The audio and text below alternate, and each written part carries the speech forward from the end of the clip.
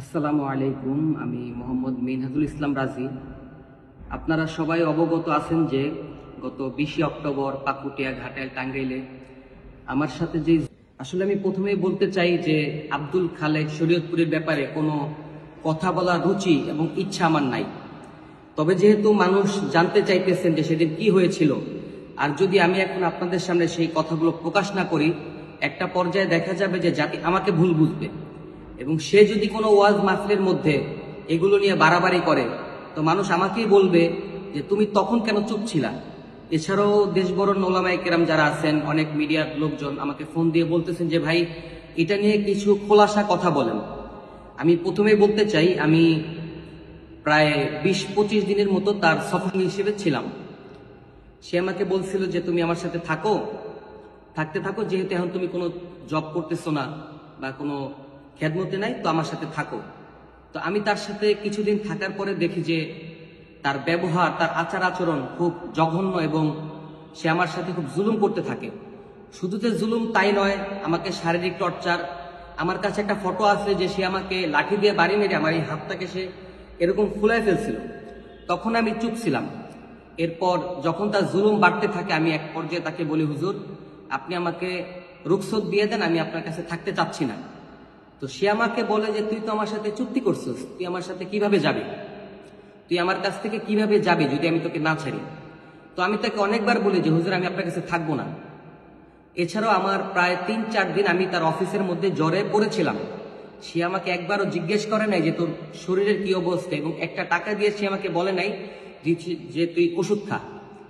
তো যখন আমার শরীরের অবস্থা খুব খারাপ হইতে থাকে, আমি তারপরও তাকে বলি হুজুর আমি আপনার সাথে থাকবো না।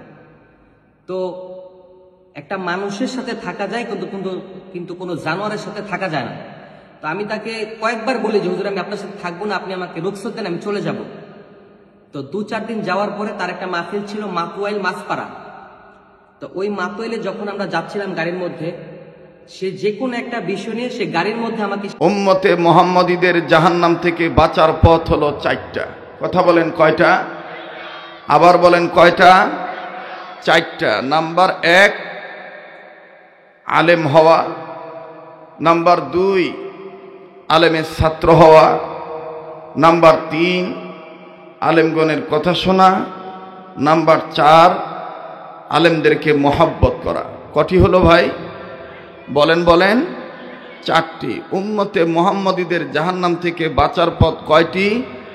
4টি। নাম্বার 1 বলেন বলেন আলেম হওয়া, নাম্বার 2 আলেমের ছাত্র হওয়া, নাম্বার 3 আলেমের কথা শোনা, নাম্বার 4 আলেমগণকে মহব্বত করা। এটা আমার নবীজি বলেছেন।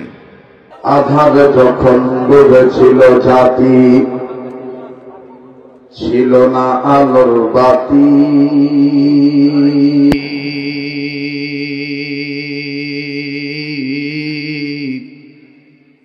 বর্বরতার অন্ধকারে পৌঁছে মানব জাতি। আধারে যখন ডুবেছিল জাতি, ছিল না আলোর বাতি,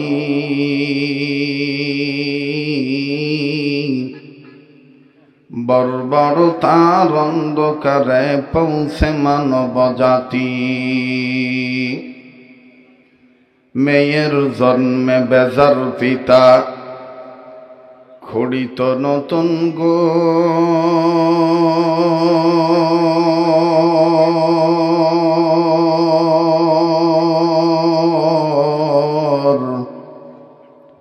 কন্যা সন্তান জন্মিলে মায়ের কাঁপিত সে অন্তর। সেই সে কঠিন দুর্যোগ দিনে, সেই সে কঠিন বর্বরতার যুগে, মদের আল্লাহর আশীর্বাদ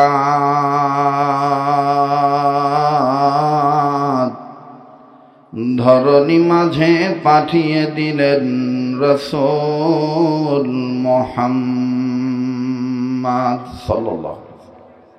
মহব্বতে সবাই জিকির করি লা ইলাহা জোরে জোরে লা ইলাহা ইল্লাল্লাহ লা ইলাহা লা ইলাহা।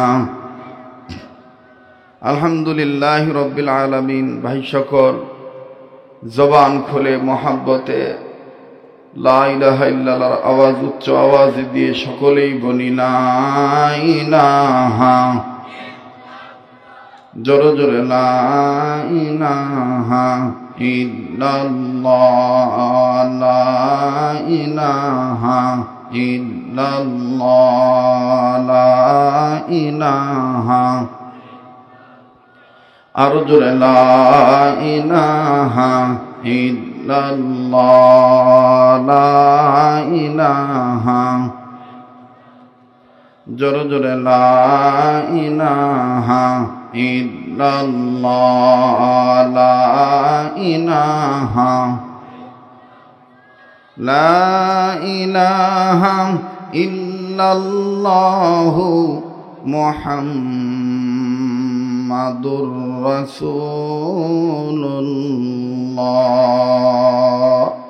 সাল্লাল্লাহু আলাইহি ওয়াসাল্লাম।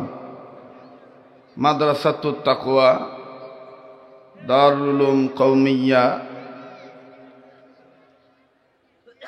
এই দ্বীনি প্রতিষ্ঠানের হাফেজ ছাত্রদের পাগড়ি প্রদান উপলক্ষে বার্ষিক ইসলামী মহাসম্মেলনের অত্যন্ত পরম শ্রদ্ধেয় সম্মানিত সভাপতি এবং আজকের মাহফিলের আমন্ত্রিত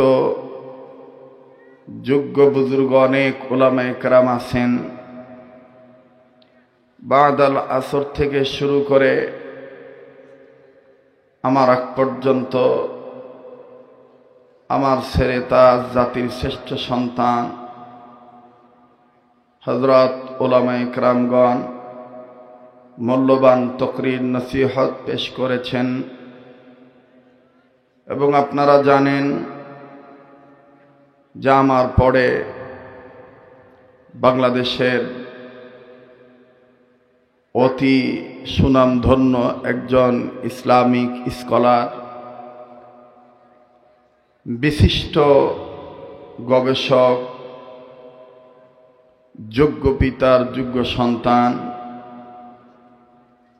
বর্তমান সময়ের লক্ষ কোটি যুবকদের হৃদয়ের স্পন্দন হযরতুল আল্লাম হযরত মাওলানা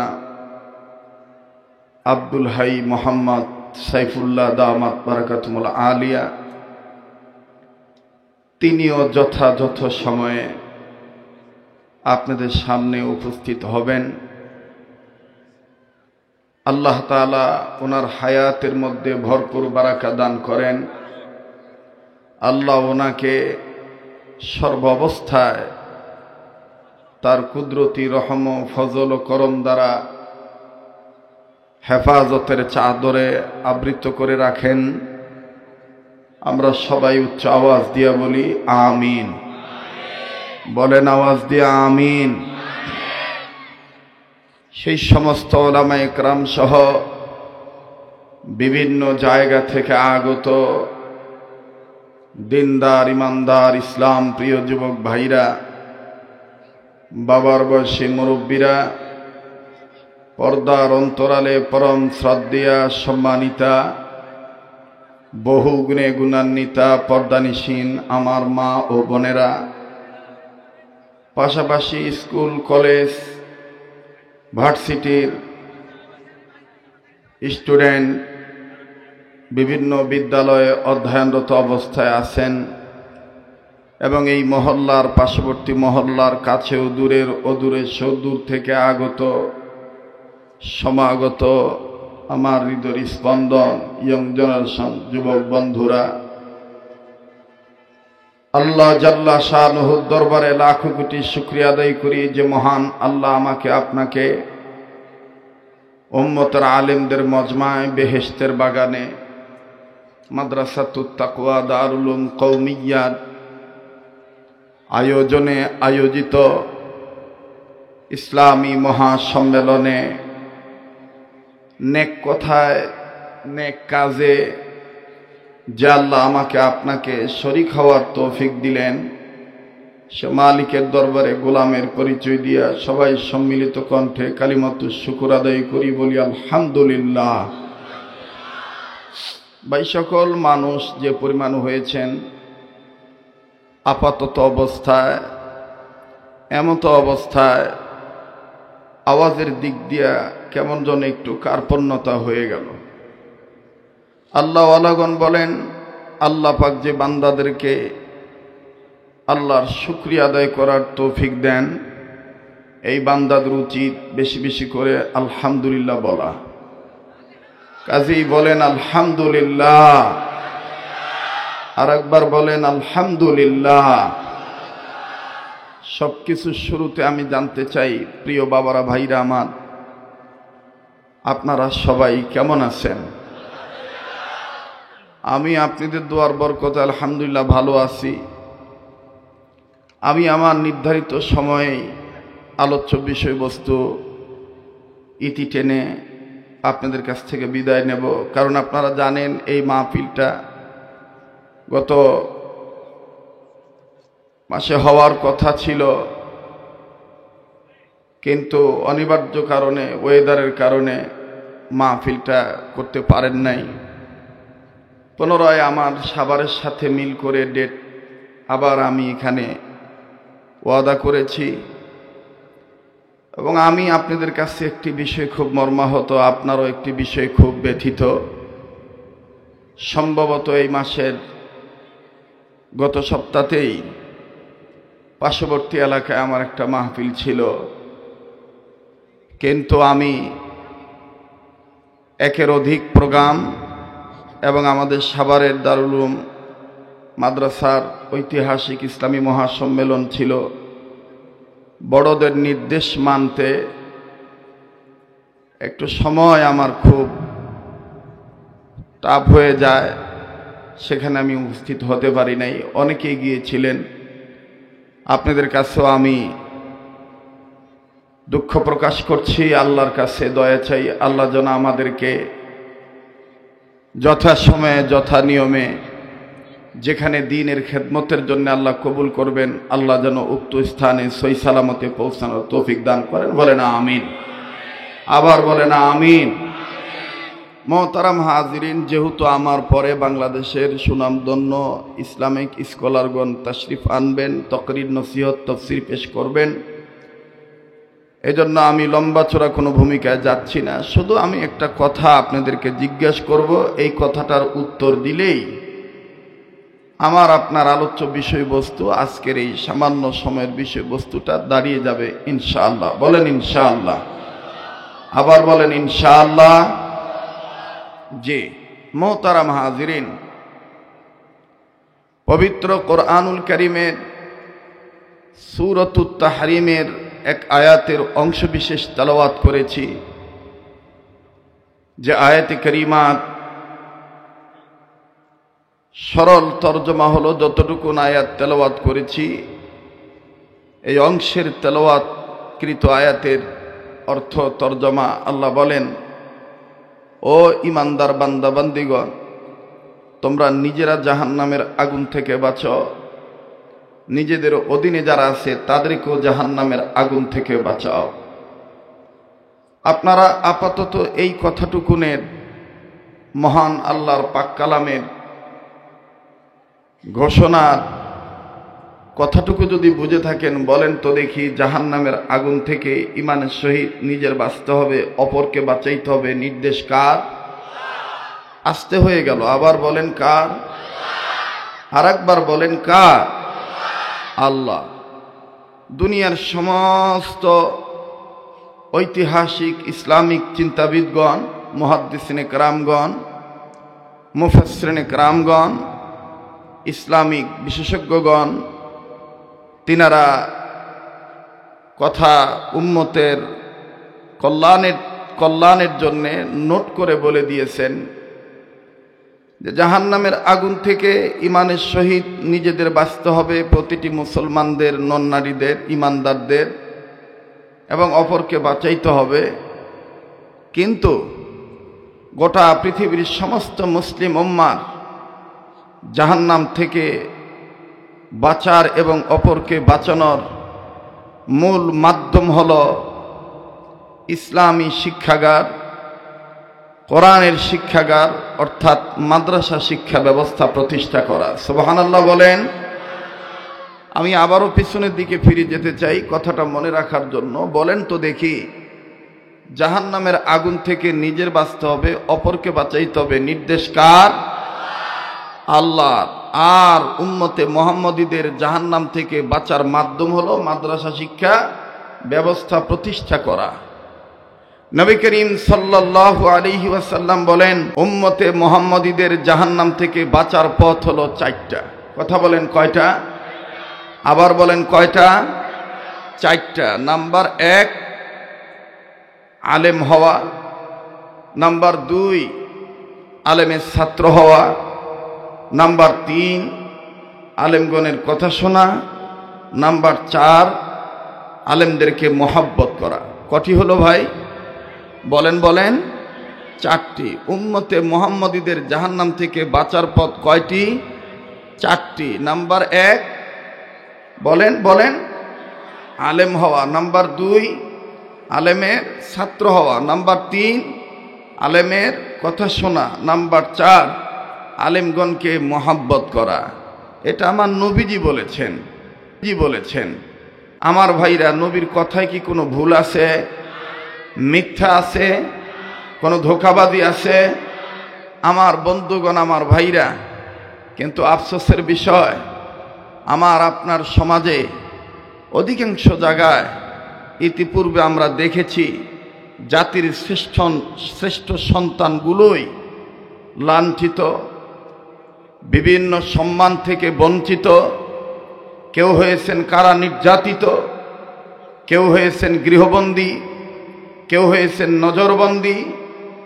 আমার বন্ধুগণ, আমার ভাইরা, কোনো আলেমের উপরে অনাকাঙ্ক্ষিতভাবে হামলা, মামলা, ঝামেলা, বিভিন্ন ধরনের ওলামায়ে কেরামদেরকেই অপমান, অপদস্থ করা হয়েছে। কিন্তু মুহতারাম হাজিরিন, আমরা যেন সবসময় মনে রাখি, স্বাধীনতা আমরা অর্জন করেছি অনেক ভাই বাবাদের রক্তের বিনিময়ে। এই রক্ত দেওয়ার পক্ষে শ্রমিক ছিল, এই রক্ত দেওয়ার পক্ষে সুসাহিত্যিকগণ, ব্যক্তিগণ ছিলেন, এই রক্ত দেওয়ার পক্ষে ছাত্র সমাজ ছিল, এই রক্ত দেওয়ার পক্ষে টুপিওয়ালা দাড়িওয়ালারাও ছিলেন, এই রক্ত দেওয়ার পক্ষে অনেক রাজনৈতিক নেতা কর্মীরাও ছিলেন, এই রক্ত দেওয়ার পক্ষে ইসলামী আন্দোলনের কর্মীগণও ছিলেন। আমাদের মনে রাখতে হবে, স্বাধীনতা অর্জন করেছি, কিন্তু কোনো খামখেয়ালি পানার কারণে যেন, আমাদের নিজেদের অসতর্কতার কারণে যেন, দুরবস্থার কারণে যেন, অচেতন থাকার কারণে যেন স্বাধীনতা কেউ হরণ না করতে পারে। কথা বলেন ঠিক কিনা? এই জন্য আমাদের চোখ কান খোলা রাখতে হবে। মুহতারাম হাজিরিন, যাদের এক সময় যাদের কাছ থেকে অনুমতি নিয়ে আলেমদের কথা বলতে হতো, কোরআনের কথা বলতে হতো, মাদ্রাসার মাহফিল করতে গেলে অনুমতি লাগতো, যুব সমাজের তাফসীর মাহফিল করতে গেলে অনুমতি লাগতো। শুধু অনুমতি না, ওনারাও বলে দিতেন এই কথা বলবেন, এই কথা বলবেন না।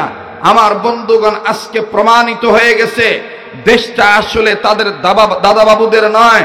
দেশটা কোনো রাম, বাম, চ্যাটার্জি, মুখার্জি, গঙ্গোপাধ্যায়, চট্টোপাধ্যায়, হরিদাস পাল, লেন, সেন, কোন ধরনের কোন রায় বাবুর চামচিকাদের দেশ বাংলাদেশ নয়। এ দেশ আল্লামা মরহুম মাওলানা মুফতি ফজলুল হক আমিনী রহমাতুল্লাহ আলাইহির দেশ।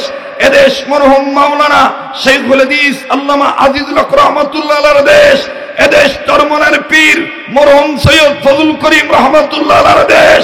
এদেশ মরহুম মাওলানা কোরআনুল কারীমের পাখি, ওয়ার্ল্ডের ভিতরে শ্রেষ্ঠ তাফসীর কারক ছিলেন আল্লামা দেলোয়ার হোসেন সাঈদী রহমাতুল্লাহ আলাইহির দেশ। লিল্লাহু তাকবীর, লিল্লাহু তাকবীর, আল্লাহু আকবার, আর কুরআনের আলা হাদিসের আলো লিল্লাহি তাকবীর।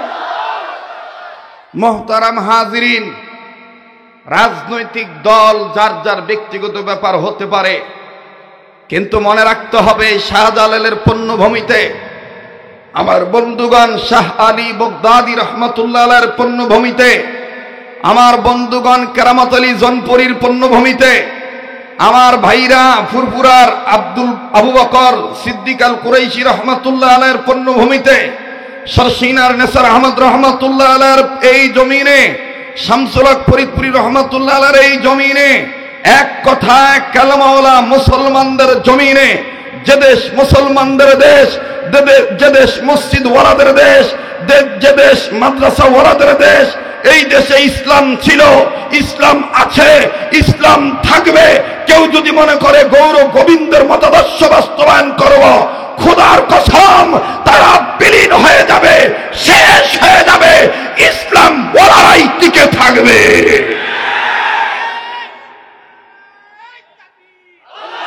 আমাকে কথা বলতে দেন মোহতারাম হাজিরিন। আবার বলেন, উম্মতে মুহাম্মদীদের জাহান্নাম থেকে বাঁচার পথ কয়টা? বলেন কয়টা?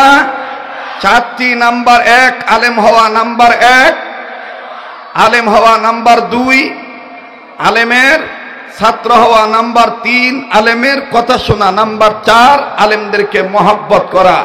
এই চারটি কথার দ্বারা কি বোঝা যায়? আলেমদের দাম আছে না নাই? বলেন আছে না নাই? পৃথিবীর জমিনের উপরে, আসমানের নিচে সবচাইতে সম্মানিত ব্যক্তি তারা, আল্লাহকে সকল ক্ষেত্রে ভয় করে যারা, আর সবচাইতে বেশি ভয় করে ওলামায়ে কেরাম যিনারা। কথা বলেন ঠিক কিনা? এই কথাগুলি কি আমার না রব্বে কাবা? বলেন কার? ইন্নামা ইয়াখশাল্লাহ মিন ইবাদিহিল উলামা।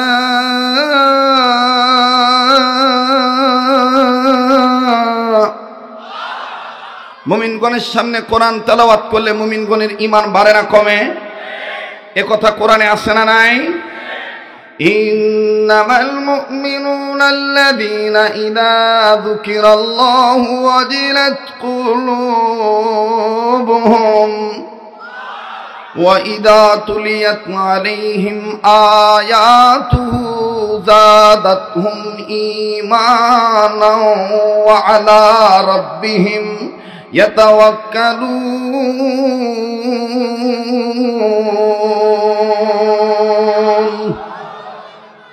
আল্লাহ বলেন, ওগো নবী, মুমিনগণের সামনে যখন কোরআন তেলাওয়াত করা হয়, মুমিনগণের দিল আমি আল্লাহর ভয়ে নড়ে ওঠে, তাদের কাছে থেকে ঈমান বেড়ে যায়।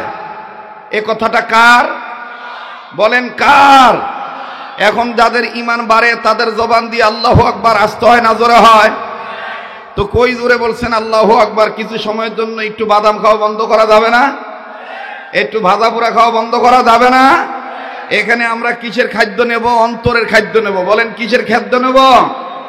অন্তরের খাদ্য নেব। যদি ঈমান বৃদ্ধি হয় মুমিনগণের কোরআন তেলাওয়াতের বরকতে, তাহলে একটু বৃদ্ধি পাওয়ার প্রমাণ দেখায় দেন। বলেন তো দেখি আল্লাহু আকবার। ভাই মাইকের সাউন্ডটা আর একটু বাড়াইলে বা পাতলা করলে ভালো হয়। আর এই যে টেবিলটা একটু সরায় দেন, টেবিলটা একটু সরায় দেন। জি, পিছনে দেন। ভালো আছে। মোহতারাম হাজিরিন, আমার বন্ধুগণ, যেটা বলতেছিলাম যে আল্লাহু আকবার আওয়াজ জোরে দিতে কোনো সমস্যা আছে? এক সময় ছিল আল্লাহু আকবার আওয়াজ নাকি জঙ্গিদের স্লোগান। কথা কয় না? কিন্তু আল্লাহু আকবার জঙ্গিদের স্লোগান এটা কেউ প্রমাণ করতে পারবে না। হ্যাঁ, এরকমও প্রমাণ আছে বাংলাদেশে। আল্লাহু আকবার বলে মুসলমানদের মধ্যে ফাটল ধরাবার জন্য অনেক নিংটির জাত বাংলাদেশের সুষ্ঠু পরিবেশকে অসুস্থ করার জন্য নারায়ে তাকবীরের স্লোগান দিয়ে আমার বন্ধুগণ ইসলামী আন্দোলনের কর্মীদেরকে তারা হত্যা করেছে। কথা বলেন ঠিক কিনা? এরকম বহু প্রমাণ আছে। আল্লাহু আকবার স্লোগান এটা জঙ্গির স্লোগান নয়। আল্লাহু আকবার এটা মুসলমানদের আল্লাহু আকবার বলতে হবে। নির্দেশ কার? বলেন কার? মহান আল্লাহর। আমি জন্মের পরে আমার কানে আল্লাহু আকবার আওয়াজ দেওয়া হয়, আমার বাচ্চাদের কানে দেওয়া হয়, আপনাদের বাচ্চাদের কানে দেওয়া হয় একজন মুসলমান হিসাবে। আবার যখন বুঝ হয়ে যায় তখন 5 বার মসজিদ থেকে আওয়াজ আসে আল্লাহু আকবার, আল্লাহু আকবার, 5 ওয়াক্তে 5 বার। আমার ভাইরা 5 ওয়াক্তে অনেকবার, কিন্তু এই 5 ওয়াক্তে আমরা শুনি কিনা? বলেন শুনি কিনা? এরপরে যখন আমি মারা যাই বা আপনি মারা যাবেন বা যারা মারা গিয়েছেন তাদেরকে যখন শেষ বিদায় দেওয়া হয়, গোরস্থান নামক কবরস্থান নামক জায়গায় যখন মাটি দেওয়া হয়ে যায়, মাটি দেওয়ার আগে তখনও কিন্তু আরেকটা নামাজ, যেটা দোয়ার নামাজ, জানাজার নামাজ, এই জানাজার নামাজ পড়ার সময় আল্লাহু আকবার বলা হয় কি হয় না? আওয়াজ দিয়ে বলেন হয় কি হয় না? আমার বন্ধুগণ, তাহলে যেই দেশে আল্লাহু আকবার আওয়াজ ছিল, আছে, থাকবে, কাউকে কোনো ভয় করে আল্লাহু আকবার আওয়াজ বলা বাদ দেওয়া যাবে? হ্যাঁ? তো সামনের বাইরে একটু চুপ থাকেন তো, পিছনে বাইরা বলেন তো দেখি আল্লাহু আকবার। মোটামুটি আছে আর কি। এবার পিছনে বাইরা চুপ থাকেন, সামনের বাইরা বলেন তো আল্লাহু আকবার। পিছনের বাইরা মিলে জিলে বলেন তো আল্লাহু আকবার। এখন বলেন আল্লাহু আকবার বলতে হবে, এ ব্যাপারে দলিল কোরআনে আছে না নাই? ইয়া আইয়ুহাল মুদ্দাথির কুম ফাআনযির ওয়া রাব্বাকা ফাকাব্বির। ইয়া আইয়ুহাল মুদ্দাথির কুম ফাআনযির ওয়া রাব্বাকা ফাকাব্বির। আল্লাহ তার নবীকে আদর করে কখনো বলেছেন কম্বলওয়ালা, কখনো বলেছেন চাদরওয়ালা, কোথাও বলেছেন মুজাম্মিল, কোথাও বলেছেন মুদ্দাসির। সুবহানাল্লাহ বলেন। আল্লাহ ডেকে বলেছেন আপনি দাঁড়ান, আপনার রবের মাহাত্ম্য ঘোষণা করেন, তাকবীর দেন। আমার ভাইরা, যেখানে আল্লাহ তার নবীকে, আমার আপনার বিশ্ব নবীকে, বিশ্ব নেতাকে তাকবীর দিতে বললেন, সেখানে আমরা কি তাকবীর দিতে পারবো না? হ্যাঁ, অনেক ষড়যন্ত্র চলতেছে যে আমরা এখন সব এই স্লোগান দেব, দিয়ে আমরা ঐক্যবদ্ধভাবে, হ্যাঁ, দলবদ্ধভাবে, সংঘবদ্ধভাবে এ বাংলাদেশকে আমরা মৌলবাদী দূর করে ছাড়বো, হ্যান কারেঙ্গা তেন কারেঙ্গা। আমরা বলবো যে তোমরা যত বাতিল ফেরকা আছো, ইসলামকে ধ্বংস করার পায়তারা চালাচ্ছ, তোমরা হইবা দলবদ্ধ, তোমরা হইবা সংঘবদ্ধ, আর তোমরা নানান স্লোগান দিবা, আর আমরা একতাবদ্ধ হব, একটা স্লোগান দেব আল্লাহু আকবার। তাতে ইনশাআল্লাহ বাতিলদের মসনদ নাস্তানাবুদ হয়ে যাবে। কথা বলেন ঠিক কিনা? নারায়ে তাকবীর, নারায়ে তাকবীর। কোরআন হাদিস যেখানে, আল কোরআনের আলো, আল হাদিসের আলো, আলেম উলামা যেখানে, নারায়ে তাকবীর, নারায়ে তাকবীর। এখন একটু পরিবেশ হয়েছে না কথা বলার? কথা কয় না? পরিবেশ হয়েছে না? আমার বন্ধুগণ, আমার ভাইরা, আল্লাহু আকবার বলা মানে কার নামের জিকির করা? আল্লাহর নামে এখনো আসতে নিতেছেন, বলেন কার নামের জিকির করা? আল্লাহ নামের জিকির করতে হবে। কোরআন এই ব্যাপারে দলিল আছে না নাই? ইয়া আইয়ুহাল্লাযীনা আমানু যকুরুল্লাহ।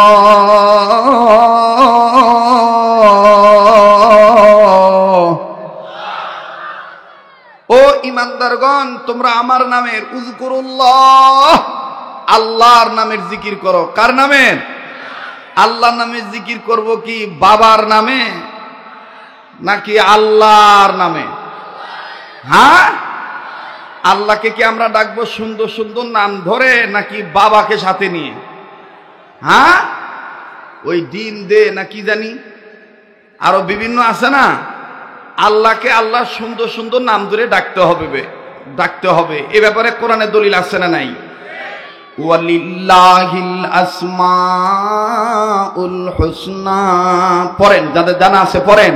ওয়ালিল্লাহিল আসমাউল, পড়েন ওয়ালিল্লাহিল আসমাউল হুয়াল্লাহুল্লাযী লা ইলাহা ইল্লাহু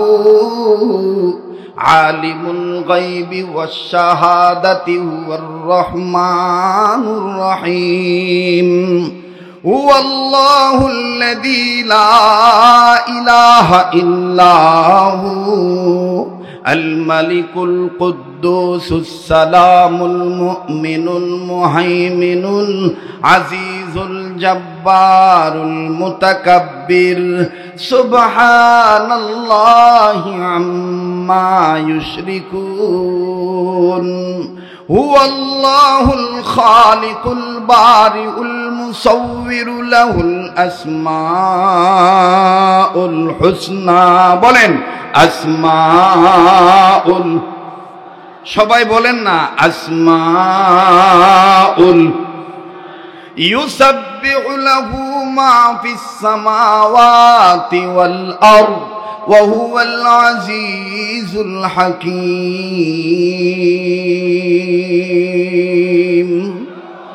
আল্লাহু আকবার বলেন।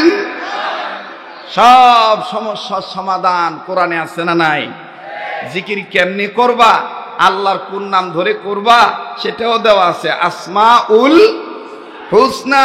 কিন্তু এখন কেউ যদি বলে তোমার আসে ছিলাম বসে গাছতলাতে আইলা না বাবা, ও এটা কি কোনো জিকির? বলেন বলেন, এটা কি কোনো জিকির? এখন বলবে যে হুজুর আপনারা তো আসলে মারফত বুঝেন না। আরে ভাই, মারফতের নাম তো হইল ঘি বা মাখন, কিন্তু এই ঘি আর মাখন তো দুধ ছাড়া হবে না, কথা কয় না? দুধ ছাড়া তো মাখন ঘি হবে না। আর দুধ হইল মারেফত, মাখন ঘি হইল মারেফত, দুধ হইল শরীয়ত। শরীয়ত ঠিক রেখে মারেফত পালন করতে হবে। শরীয়তের ধার ধারেন না, মারেফত নিয়ে লাফালাফি করেন, এটার নাম মারেফত হতে পারে না, এটার নাম হতে হয় মরার পথ। কিসের পথ? মারেফত না মরার পথ? কথা কয় না, মারেফত না মরার পথ? মরার পথ। বাবা কি হয়েছে তোমাদের এখানে? বাবা কথা বললো না বাবা। এখন বলেন, আমরা মরার পথ বেছে নেব নাকি দুনিয়া আখেরাতে বাঁচার পথ বেছে নেব? দুনিয়াতে আখেরাতে বাঁচার পথ হইল চারটা। কয়টা? আবার কোন কয়টা? নাম্বার 1 আলেম হওয়া, নাম্বার 1। নাম্বার 2 আলেমের, নাম্বার 3 আলেমের কথা শোনা, নাম্বার 3 আলেমের কথা শোনা, নাম্বার 4 আলেমকে মহাব্বত করা। কয়টা হইল? আবার কোন? দেখবেন যে এই মাদ্রাসাতুত তাকওয়া দারুল উলুম কওমিয়্যা সকালবেলা মক্তবে ছাত্রদেরকে পড়ানো হয়, ছাত্ররা দেখবেন ঢুলা ঢুলা পড়ে। আরবি হরফ 29টি, মাখরাজ 17টি, 1 নম্বর মাখরাজ হলকের শুরু হইতে হামজা হা পড়ে না? তো এখন তো আমরা জাহান্নাম থেকে বাঁচার পথের প্রতীক হিসাবে 4 গ্রুপের 1 গ্রুপ হয়ে যাই, ছাত্র হয়ে যায় আলেমের। কথা কন? হ্যাঁ, তা আমি একটু জিজ্ঞেস করি, আপনারা উত্তর দিবেন। উম্মতে মুহাম্মাদীদের জাহান্নাম থেকে বাঁচার পথ কয়টা? ওই যে কথা কয় না, একটু জোরে কওয়া লাগবো ভাই। উম্মতে মুহাম্মাদীদের জাহান্নাম থেকে বাঁচার পথ কয়টা? নাম্বার 1 আলেম হওয়া, নাম্বার 1।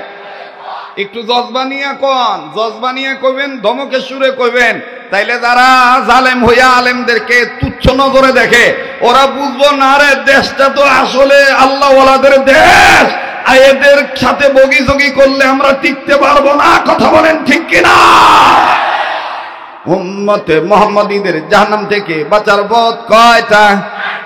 নাম্বার 1 আলেম হওয়া। এইভাবে না, আলেম হওয়া।